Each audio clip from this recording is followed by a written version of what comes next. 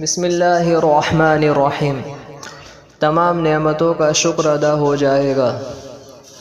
حضرت عبداللہ بن غنام رضی اللہ تعالی عنہ سے روایت ہے کہ حضور اکرم صلی اللہ علیہ وسلم نے ارشاد فرمایا کہ جس نے صبح سویرے یہ دعا پڑھ لی تو اس نے اس دن کا شکر ادا کر دیا۔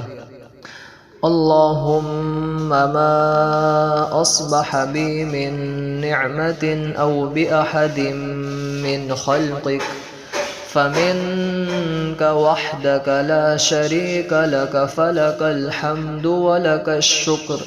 ترجمہ: اے اللہ، جن نعمتوں کے ساتھ میں نے یا آپ کی کسی مخلوق نے صبح کی ہو وہ صرف آپ ہی کی طرف سے ہے، آپ کا کوئی شریک نہیں، اس لیے تمام حمد اور شکر آپ ہی کے لیے ہے۔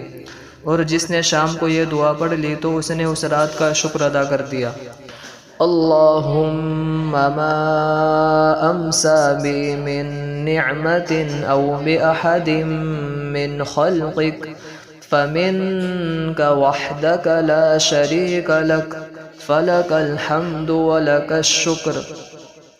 ترجمہ: اے اللہ، جن نعمتوں کے ساتھ میں نے یا آپ کی کسی مخلوق نے شام کی وہ صرف آپ ہی کی طرف سے ہے، آپ کا کوئی شریک نہیں، اس لیے حمد اور شکر آپ ہی کے لیے ہے۔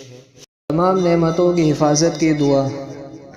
بسم اللہ علی دینی و نفسی و ولدی و اہلی و مالی۔